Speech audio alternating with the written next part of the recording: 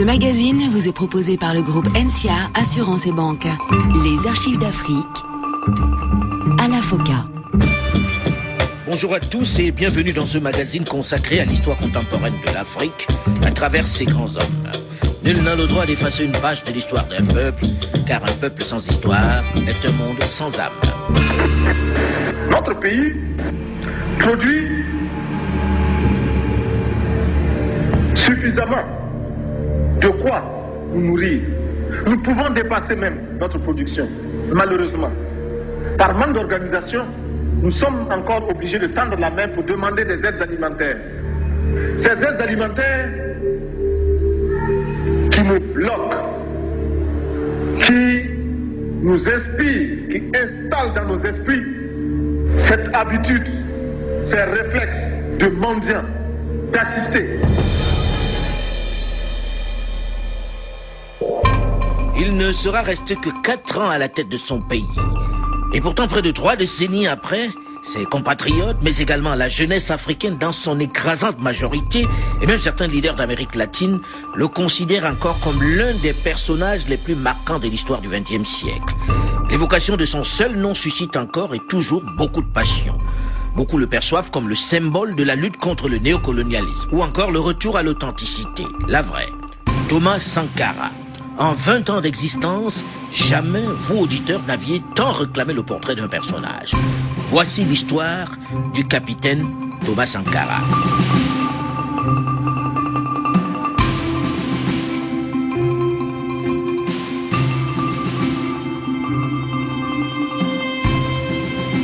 La révolution est victoire. L'échec appartient à la réaction et à la contre-révolution. Camarades, l'impérialisme, le néocolonialisme, les élèves réactionnaires, les élèves indisciplinés et paresseux, les professeurs carents, les vomissures de la contre-révolution, les vipères qui s'infiltrent dans nos écoles, les pentades orgueilleuses, les hiboux au regard bruyant, l'anarcho-syndicalisme, la petite bourgeoisie affolée. À bas. Merci camarades.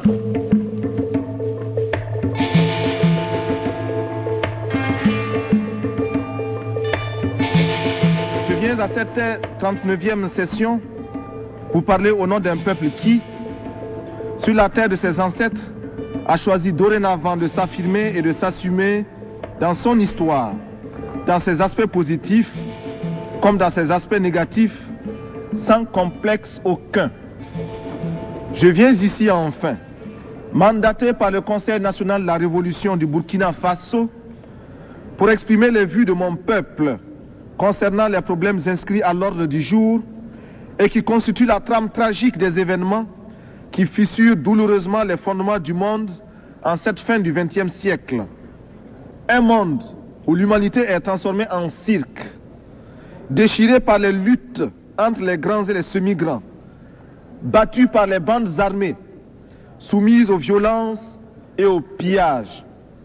Un monde où des nations, se soustrayant à la juridiction internationale, commandent des groupes de hors-la-loi vivant de rapines et organisant d'ignobles trafics de fusils à la main. Ce 14 octobre 1984, les grands dirigeants du monde découvrent à l'occasion de cette 39e session de l'Assemblée générale des Nations unies le révolutionnaire qui, depuis 1 an exactement qu'il a pris les rênes de son pays, petit territoire d'Afrique de l'Ouest, jusque-là difficilement localisable sur une carte, multiplie les actions d'éclat, bouscule les habitudes, instaure une nouvelle approche de la relation Nord-Sud.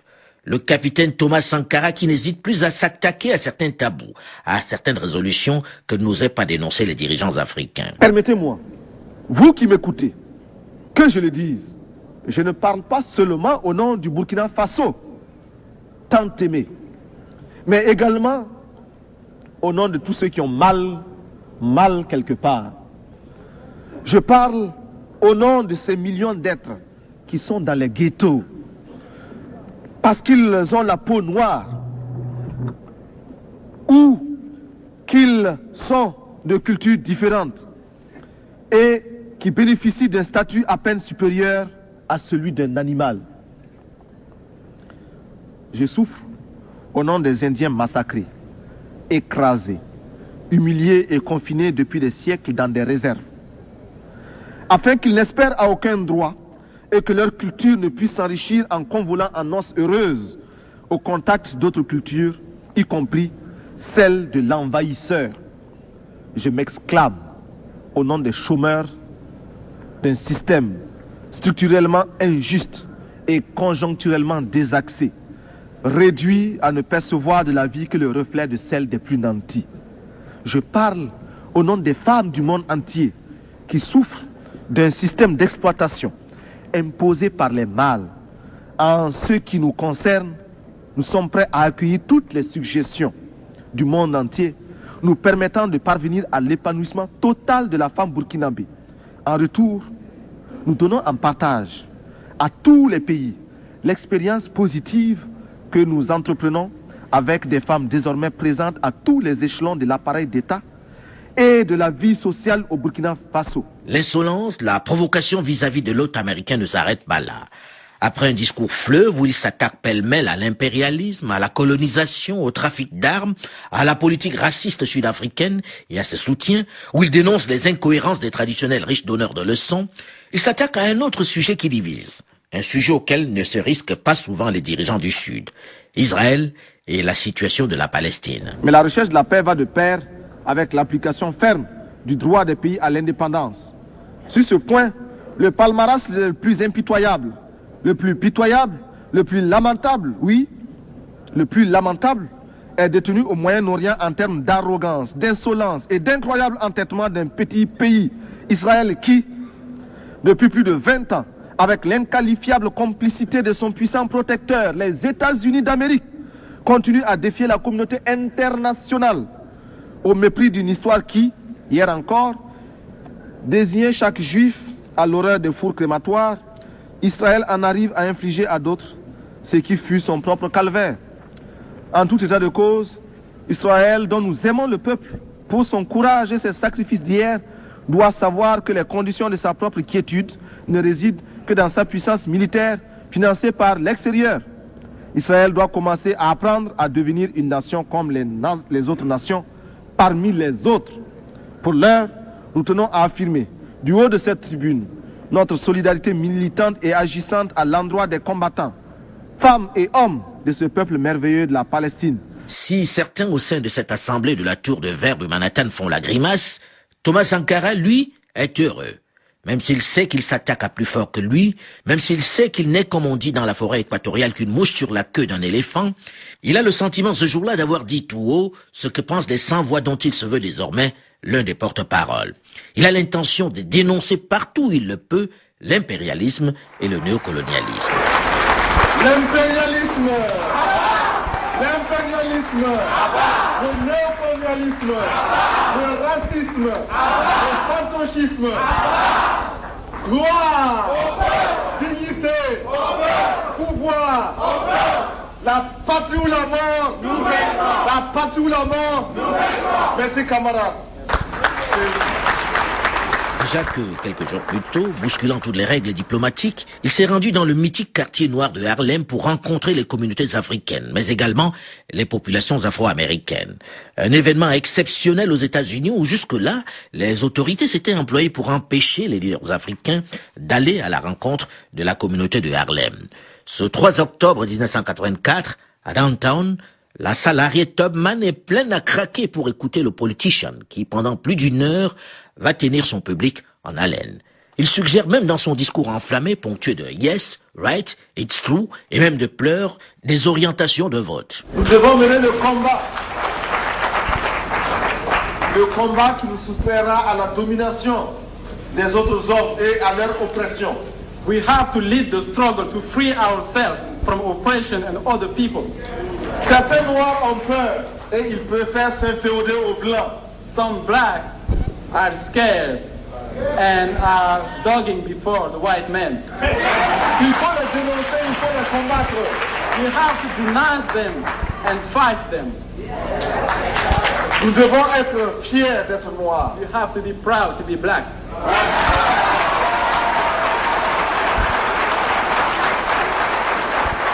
Souvenez-vous, il y a beaucoup de ces hommes politiques qui ne pensent aux Noirs qu'à la veille des élections. Be reminded that there are many of those black politicians who think about black people only the day before election. Le public de Harlem est conquis et certains éclatent en sanglots lorsqu'ils s'exclament et annoncent que tout président africain qui vient aux États-Unis devrait d'abord passer par Harlem. Parce que notre Maison Blanche se trouve dans le Harlem noir. That's what I said, and I will repeat myself. My White House is in the Black Harlem. La jeunesse africaine, elle aussi, est sous le charme devant tous ces coups d'éclat, toutes ces sorties qui tranchent singulièrement avec les discours plutôt lisses et polissés que servent traditionnellement leurs dirigeants. Qui est ce jeune capitaine en treillis et béret rouge qui bouscule ainsi les habitudes et qui, quelques mois plus tôt, a sévèrement tensé le président François Mitterrand d'avoir reçu à Paris le président sud-africain Peter Botha? Qui est ce jeune homme de 35 ans qui intéresse de plus en plus les services de renseignements occidentaux et qui donne un nom à un pays jusque-là peu connu du grand public? L'esclave qui n'est pas capable d'assumer sa révolte ne mérite pas que l'on s'apitoie sur son sort. Cet esclave répondra seul de son malheur s'il se fait des illusions sur la condescendance suspecte d'un maître qui prétend l'affranchir. Seule la lutte libère.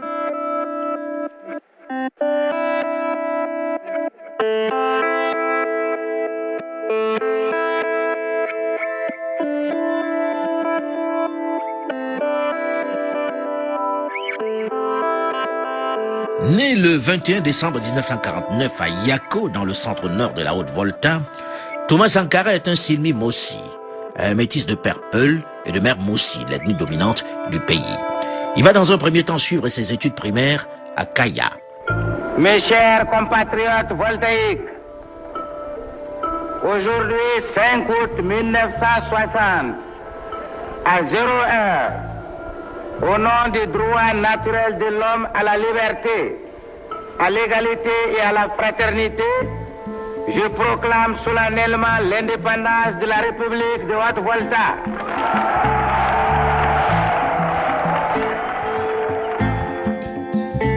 Thomas Sankara est encore à l'école primaire lorsque Maurice Yameogo prononce cette accession de son pays à la souveraineté internationale.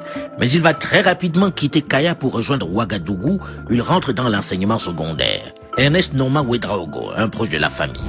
C'est un homme tout à fait normal, un jeune homme tout à fait normal, mais studieux, très curieux, prêt à poser toutes les questions nécessaires pour comprendre quelque situation que ce soit.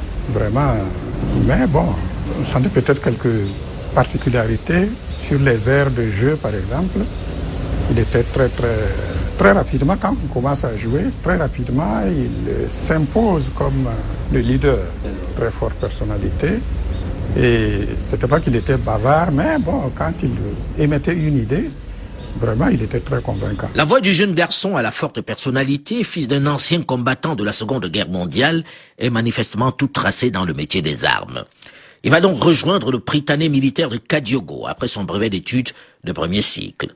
C'est dans cette institution qu'il va vivre le changement de régime dans son pays. Commandant Abdou Salam Kaboré, un ami. Mais c'était un élève normal. Pour parler un langage vulgaire, je dirais qu'il ne cassait pas des briques. Il ne se faisait pas remarquer, sauf lorsqu'il y avait une organisation à faire. Lorsqu'il fallait organiser quelque chose, Thomas était toujours là.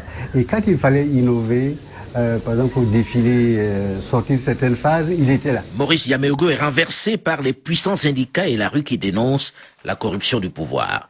Maurice Yameogo. Je suis le premier réjoui, et mes ministres après moi, de la manière la plus pacifique dont les choses se sont résolues. Si depuis plus de 4 jours, notre capitale, d'habitude si pacifique, a connu un tel échauffement et que heureusement rien ne se soit produit sur le plan de la perte de vies humaines, c'est parce que là encore, bien que possédant les attributs du pouvoir, nous n'avons pas voulu user de quoi que ce soit pour que du dehors on puisse dire que la Haute-Volta a perdu l'une de ses grandes vertus, qui est le respect de soi-même, l'amour entre ses frères. Et c'est pourquoi je suis heureux que le chef d'état-major général, entouré de tous ses officiers, ait pu, en parfaite harmonie avec moi-même, pour que justement notre pays puisse continuer d'aller de l'avant, réaliser de façon si pacifique ce que j'appellerais ce transfert de compétences. L'équipe qui s'en va n'éprouve aucune rancœur. Rassurez-vous, car cela est évident pour quiconque nous a connus. Rassurez-vous, dis-je, au niveau de la population voltaïque, aucune réaction défavorable à l'actuel gouvernement ne sera cautionnée ni par moi, ni par aucun de mes ministres. Cette relève d'aujourd'hui nous plaît parce qu'elle a permis d'éviter l'effusion de sang. Et c'est pour cette raison précise que le colonel Sangoulé, que je connais très bien, a bien compris lorsque nous nous sommes rencontrés qu'il fallait procéder comme nous l'avons fait. Pour la première fois, l'armée prend le pouvoir. Le général Sangoulé Lamizana remplace le vieux Maurice à la tête de la Haute-Volta. Thomas Sankara a à ce moment-là 16 ans. Et lorsqu'il s'envole à l'âge de 20 ans pour l'académie militaire d'Antirabé à Madagascar, pour poursuivre sa formation, l'armée qui a décidé de ne plus remettre le pouvoir aux civils n'a pas changé grand-chose selon lui à la situation précédente. Nous sommes en 1970. Le jeune sous-officier qui lit beaucoup commence à s'intéresser à la chose politique. Encore une fois, hasard de l'histoire, il va assister à une autre révolution partie toujours de la rue qui va installer une autre armée au pouvoir, celle de Madagascar. Nous sommes en 1972. L'université Charles de Gaulle à Tananarive. Depuis la mi-avril, les étudiants appuyés par les lycéens sont en grève. Dans la nuit du 11 au 12 mai, le président de Ziran choisit l'épreuve de force. Il fait arrêter et transférer dans l'île Bagne de Nosilav près de 400 étudiants. Place de l'Indépendance, les FRS, les forces républicaines de sécurité, composées d'hommes de la côte, la garde prétorienne du président de Ziran, ouvrent le feu. Tananarive est aussitôt paralysée par la grève générale. Toute la ville semble se mettre à marcher. Cortèges et meetings se multiplient. Le général Adriamaz est nommé gouverneur militaire, mais l'armée donne l'impression de pactiser avec la foule. Elle désarme les FRS et les enferme dans leur caserne. Cette révolution, Thomas Sankara la vit de loin. Pour l'instant, il se consacre à sa formation. Il gagne ses galons d'officier, puis se spécialise dans les troupes aéroportées. Il effectue également des stages à l'école de parachutistes de Pau et à l'école des instructeurs parachutistes de Braba au Maroc, où il partage la même chambrée avec un certain Blaise Compaoré. Mais un événement va rapidement faire connaître le jeune capitaine de ses compatriotes. Un événement violent, une guerre qui oppose son pays à son voisin, le Mali, de Moussa Traoré. La bande d'Agacher, longue de 160 km et large de 20 km, a la réputation d'être riche en minerais. Le Mali et la Haute-Volta se disputent la possession de ce territoire. Alors que le Mali, plus puissamment armé, est en passe de mettre en déroute les forces voltaïques, le jeune officier galvanise son unité, prend la tête de sa troupe et réalise une fulgurante contre-attaque dans le secteur de la mare de Soum, prenant même pied en territoire malien. Les deux camps crient victoire. L'honneur si important en pays sahélien est sauf, et la nation voltaïque reste profondément reconnaissante à celui qu'elle va ériger en héros. Le jeune officier a seulement 20 ans à ce moment-là. Il est désormais connu de tout le pays. L'armée lui est reconnaissante. Elle va même lui offrir l'occasion de créer son unité. Boukari Kaboré dit le lion. Bon, c'est Thomas qui l'a créé avec la Mizana, le SNEC. On a créé une unité pour donner à un jeune officier là qui semblait un peu, bon, on nous avait déjà ciblé. Et lui particulièrement, comme surtout il venait de Madagascar. Donc on lui confie une unité, bon, et puis finalement il a montré qu'il était compétent. Et il a fait même de cette unité-là une unité valable, de commando. Et il a même profité de ses compétences de guideur d'hommes-là pour en faire de Pau une cité viable. Avec cette unité de Pau commence l'ascension fulgurante du jeune officier passionné de lecture politique, comme nous allons le voir dans une dizaine de minutes dans la suite de cette série que nous consacrons à Thomas Sankara. Rendez-vous donc pour la suite d'Archives d'Afrique après une nouvelle édition du journal du RFI.